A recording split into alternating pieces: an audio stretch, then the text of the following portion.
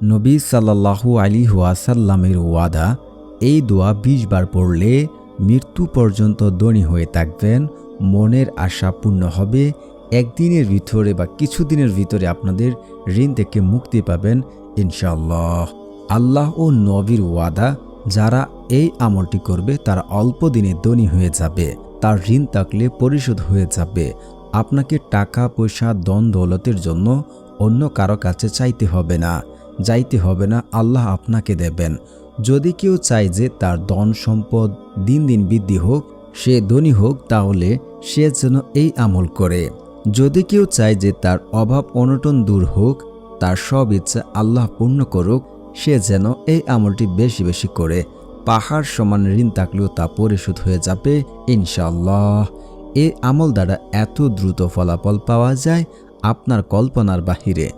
বহুবার নয়, 1000 বার পরীক্ষিত আজকের এই আমলটি করার পরপরই সব দিক থেকে সুসংবাদ আসবে। দীর্ঘদিন ধরে যাদের ইচ্ছা পূর্ণ হয় না, এই আমলটি যথেষ্ট তাদের জন্য।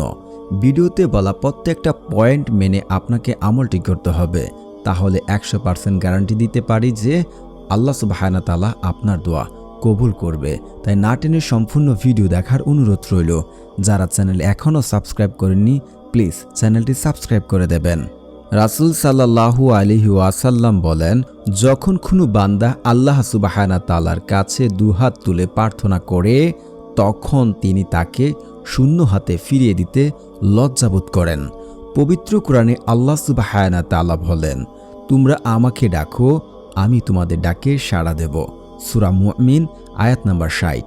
এই আয়াত থেকে আমরা বুঝতে পারি, যখন কোনো বান্দা শর্ত মেনে আল্লাহ সুবহানাহু ওয়া তাআলার কাছে দোয়া করবে, সেই দোয়া আল্লাহ সুবহানাহু ওয়া তাআলা কবুল করবেন এবং তাকে খালি হাতে ফেরত দিতে তিনি লজ্জাবোধ করেন।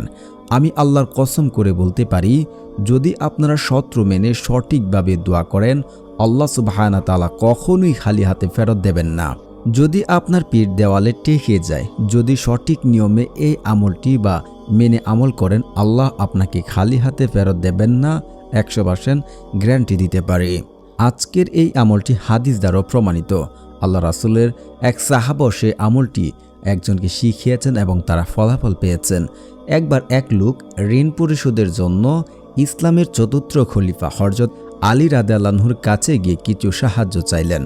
আলী রাদিয়াল্লাহু আনহু তাকে বললেন, রাসূল সাল্লাল্লাহু আলাইহি ওয়াসাল্লাম আমাকে কয়েকটি শব্দ শিখিয়ে দিয়েছেন, আমি কি তোমাকে সেটা শিখিয়ে দেব? সেটা পড়লে আল্লাহ তোমার ঋণমুক্ত দায়িত্ব নেবেন। তোমার ঋণ যদি পাহাড় সমানে হয়, তাও আল্লাহ সুবহানাহু ওয়া তাআলা তোমাকে ঋণ পরিশোধ করে দেবেন। তো এই হাদিস থেকে আমরা বুঝতে পারি যে আল্লাহ সুবহানাহু ওয়া তাআলা আপনার ঋণের দায়িত্ব তিনি নিজে নেবেন এবং আল্লাহ সুবহানাহু ওয়া তাআলা আপনার ঋণ পরিশোধ করে দেবেন। এরপর আলী রাদিয়াল্লাহু আনহু ওই ব্যক্তিকে কথাগুলো শিখিয়ে দিলেন। দোয়াটির অর্থটা আমি বলে দিচ্ছি। দোয়ার অর্থ হচ্ছে, হে আল্লাহ, হারামের পরিবর্তে তোমার হালাল রুজির জন্য যথেষ্ট করো, আর তোমাকে ছাড়া আমাকে কারো মুখাপেক্ষী করো না, এবং তোমার অনুগ্রহ দিয়ে আমাকে সচ্ছলতা দান করো। তিরমিজি শরীফের হাদিস নাম্বার 3563, মুসনাদে আহমদ হাদিস নাম্বার 1321। এই দোয়াটি যে কতটা গুরুত্বপূর্ণ, হাদিস দুটি আমি দিয়ে রাখছি, আপনারা দেখতেও পারেন বিশ্লেষণ করে।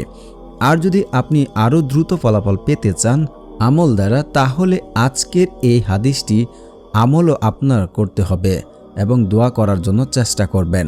একটি হাদিস আছে হযরত সাউফান ইবনে আব্দুল ইবনে সাউফান রাদিয়াল্লাহু আনহু থেকে বর্ণিত। তিনি বলেন, নবী করিম সাল্লাল্লাহু আলাইহি ওয়াসাল্লাম বলেন, কোনো ব্যক্তি তার অপর ভাইয়ের জন্য তার অনুপস্থিতিতে দোয়া করলে তা কবুল হয়।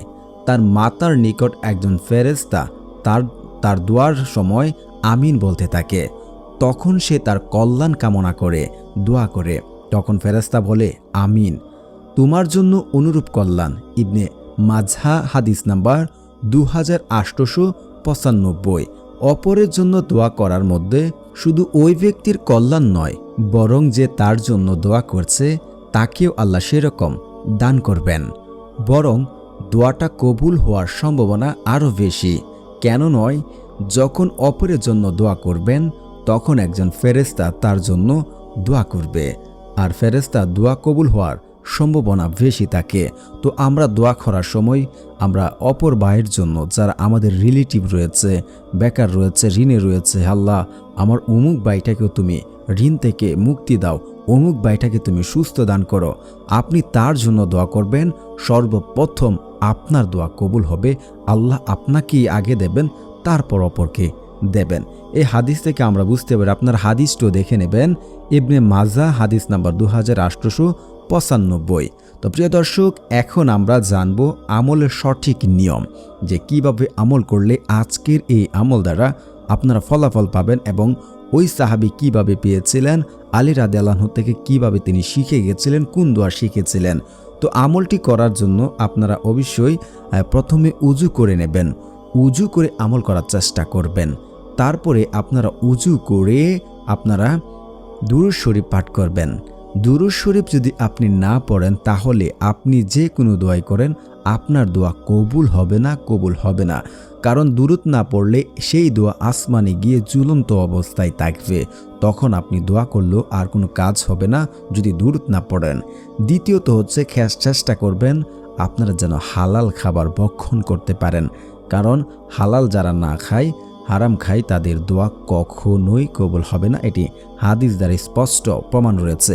অনেকে আমাকে কমেন্টস করেন যে ভাই, আমি দীর্ঘদিন ধরে দোয়া করছি, 3 বছর 4 বছর হচ্ছে, কখনো আমি পাচ্ছি না, কেন এসব মিথ্যা কথা বলেন যে দোয়া কবুল হয়? এগুলো মিথ্যা কথা না ভাই, এগুলো মিথ্যা কথা না। হাদিস দ্বারা স্পষ্ট রয়েছে, আল্লাহর কাছে চাইলে, আমি প্রথমে সূরা মুমিনের 60 নম্বর আয়াত আপনাদের সামনে তুলে ধরেছি, যে আল্লাহর কাছে চাইলে বন্দাকে তিনি খালি হাতে ফেরত দিতে লজ্জাবোধ করেন, কিন্তু আপনাকে তো তার সিস্টেম নিয়ম মানতে হবে। আপনাকে হালাল খাবার ভক্ষণ করতে হবে, হালাল খেতে হবে, এবং দোয়া করার ক্ষেত্রে 100% নিশ্চিত হতে হবে আল্লাহ আপনাকে দেবে। আপনি যদি হালাল খাবার খান এবং দোয়া করেন, এবং দোয়াতে যদি আপনি নিশ্চিত হতে পারেন যে আজকের এই দোয়া করেছি, আল্লাহ আমাকে দেবেন, মানে আল্লাহ আমাকে দেবেন, এরকম নিয়ত করে দোয়া করতে পারলে আপনি পাবেন। আজকে যে দোয়ার কথা বলছি, এটা হাদিস দ্বারা প্রমাণিত। আল্লাহ আপনার ঋণের দায়িত্ব আল্লাহ নিজ হাতে নেবেন, এবং তিনি আপনার ঋণের দায়িত্ব তিনি পুরা করে দেবেন। এটা আমার কোনো কথা নয়, কুরআন হাদিস দ্বারা আমি কথা বলছি, এখানে আমার বলার কোনো কথাই নেই। আপনারা যারা ফল পাচ্ছেন না, হয়তো আপনাদের কোনো ভুল রয়েছে, আপনারা সঠিকভাবে সঠিক তথ্য জেনে আমল করুন, নিয়ম মেনে আমল করুন, ইনশাআল্লাহ ফলাফল আপনারা পাবেন। তো আমলটি করার জন্য আপনাকে বিশ্বাস করতে হবে, ইয়াকিন রাখতে হবে, কান্নাকাটি করে দোয়া করতে হবে। তো প্রিয় দর্শক, আমি দোয়াটি স্ক্রিনে দিয়ে রাখছি, আপনারা দেখে দেখে পড়ে নেবেন। তো অবশ্যই দোয়ার আগে আপনারা দুরূদ শরীফ পড়বেন, না হলে দোয়া কাজে আসবে না। তো দর্শক, আমি খুব কষ্ট করে আপনাদের জন্য যাচাই বাছাই করে ভিডিও তৈরি করে থাকি। আমি অনুরোধ করব আপনারা আমার চ্যানেলটি সাবস্ক্রাইব করে দেবেন, কারণ অনেক আনসাবস্ক্রাইব ভাইয়েরা আমার ভিডিও দেখেন, সাবস্ক্রাইব করেননি। প্লিজ চ্যানেলটি সাবস্ক্রাইব করে দেবেন, ইনশাআল্লাহ আপনাদের মনের আশা পূর্ণ হবে। দোয়াটি আমি পড়ে দিচ্ছি, আপনারা দেখে দেখে পড়ে নেবেন। আল্লাহুম্মা মাকফিনি বিহালালিকা আন হারামিকা ওয়া আগনিনি বিফাদলিকা আম্মান সিওয়াক। আপনারা এই দোয়াটি 20 বার পরে আল্লাহ সুবহানাহু ওয়া তাআলার কাছে দোয়া করবেন, ইনশাআল্লাহ আল্লাহ আপনার দোয়া কবুল করবেন, আপনার ঋণ দূর করে দেবেন, এবং আপনি ধনী হবেন। আস্তে আস্তে আপনি ধনী হয়ে যাবেন, মানুষ কল্পনা করতে পারবেন আল্লাহ আপনাকে এত রিজিক দেবেন। আপনার আমলটি নিয়মিত করুন, ইনশাআল্লাহ ফলাফল আপনারা পাবেন।